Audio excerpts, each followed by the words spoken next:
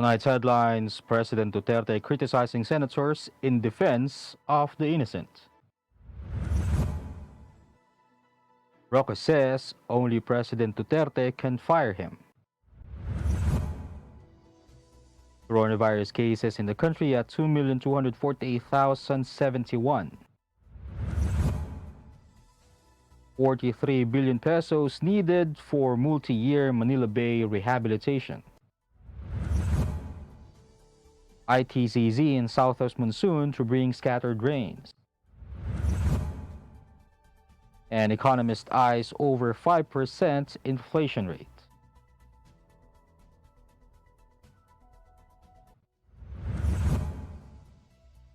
Good evening. Today is Monday, September 13, 2021.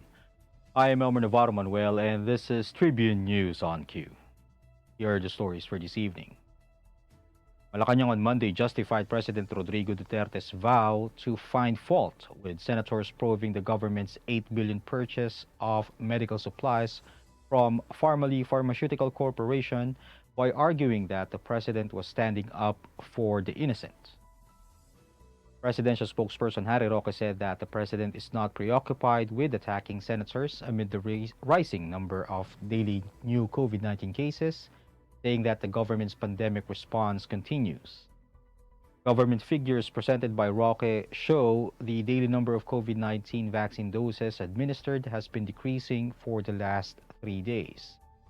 From 540,793 COVID-19 vaccine doses administered on Friday, it went down to 356,363 doses on Saturday and 121,231 on Sunday. Presidential spokesperson Roque on Monday brushed aside calls for him to resign stemming from his outburst against medical doctors during a meeting of the government's COVID-19 response task force. The call stemmed from Roque berating Dr. Maricar Limpin, president of the Philippine College of Physicians, during a pandemic task force meeting last week. Footage of the incident was leaked on social media. During the meeting, Limpin pleaded to the government to maintain the tight restrictions amid the COVID-19 pandemic so that the healthcare system will not be overwhelmed. Roque, meantime, disagreed with the proposal, noting that the impact such restrictions have already done to the economy, and accused Limpin and her group of always criticizing the administration's actions related to the pandemic. The Department of Health reported 20,745 confirmed coronavirus disease cases on Monday, to bring the total number of infections in the country to 2,248,071, even as 5 laboratories failed to submit data on time. This brought the active cases to 180,293, and of the total, 87.8% are mild, 7.8% are symptomatic, 1.3% are severe, and 0.6% are in critical condition. The number of recoveries, on the other hand, rose to 2,032,471 after 22,290 patients recovered from the deadly disease. Death toll now stands at 35,307 following 163 fatalities recorded. The positivity rate was at 26.7% with 71,860 COVID-19 tests conducted, contrary to international standard which is less than 5%. Tribune News on Q will be back after these reminders. It's time for the world to know. Outstanding Filipinos in America. The 11th Outstanding Filipinos in America Awards 2021. A salute to the heroes of coronavirus. Coming back live in person at the Carnegie Hall in New York City, home of the TOFA Awards since 2011.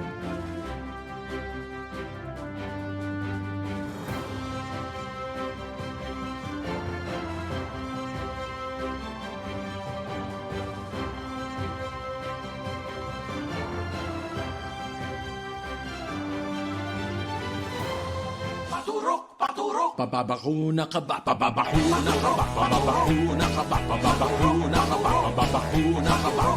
Vaccination for the nation, no more isolation. With vaccination, pababakuna ka ba?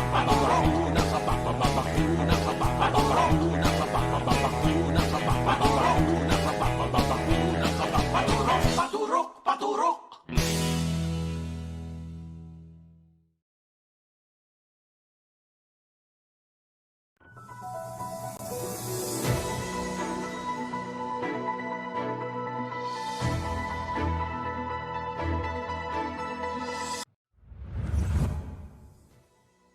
In other news, the Department of Environment and Natural Resources said they were seeking 43 billion pesos in funding for the interagency effort to rehabilitate Manila Bay.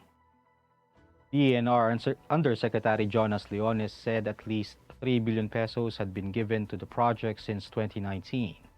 Recall, the Administrative Order Number 16 created a Manila Bay Task Force and expedited the restoration and rehabilitation of the bay. Leones noted that the funds would be used for different projects that would address the issues at Manila Bay, such as the relocation of residents and the restoration of water quality. These projects would be implemented in several years and would involve different agencies. In 2022, the DNR proposed around 1 billion pesos for the rehabilitation of Manila Bay, which is one of the DNR's top 10 priority programs for next year. State Weather Bureau Pagasa announced that the Intertropical Convergence Zone and the southwest monsoon will bring cloudy skies with scattered rain showers and thunderstorms over eastern Visayas, Caraga, Batanes, and Babuyan Islands. In its 24-hour forecast, the Weather Bureau advised affected residents to prepare for possible flash floods or landslides due to heavy at times intense rains. Meanwhile, Metro Manila and the rest of the country will have partly cloudy to cloudy skies with isolated rain showers due to the southwest monsoon or localized thunderstorms. Pagasa said flash floods or landslides are also possible due to severe thunderstorms. And in business, the domestic rate of price increases is expected to breach the 5% level this month as weather disturbances and higher fuel prices continue to push prices of commodities and utilities up. The inflation rate last August surged to 4.9%, the highest since the 4.4% in January 2019, due to the faster increases in the heavily weighted food and non-alcoholic beverages index. ING Bank Manila senior economist Nicolas Mapa said utility prices will also contribute to accelerated inflation rate following the announcements by utility firms as well as retail fuel companies of another round of price hikes. Recall, inflation slowed to its lowest for the year at 4% last July before the big jump in the following month.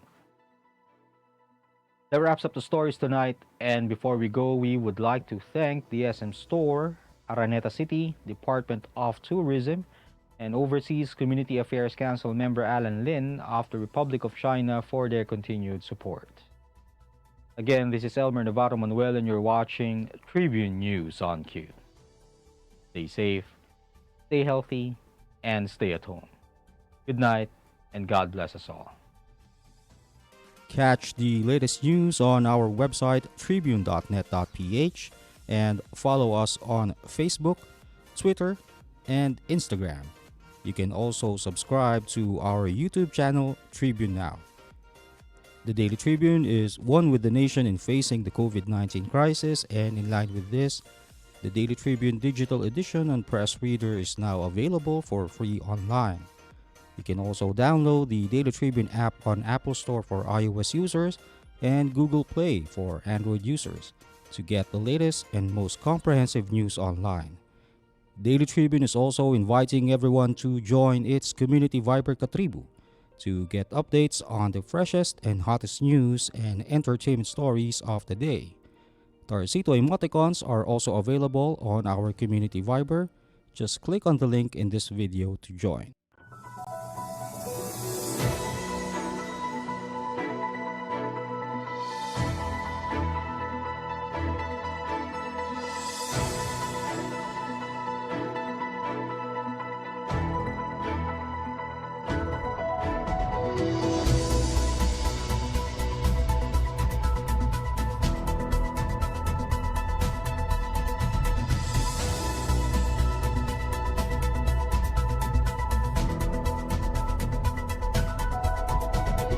Magpabakura kayo. This public service advisory is brought to you by Daily Tribune and 100.3 RJFM. Magandang araw mga katribo! Narito na ang mga makakasama nyo tuwing umaga sa programang Gising Na. Roy Pelovelo, Comfy Manalo, Chinky Mangkukang, Vernon Velasco, Kim Sancha at Jerk Balagtas.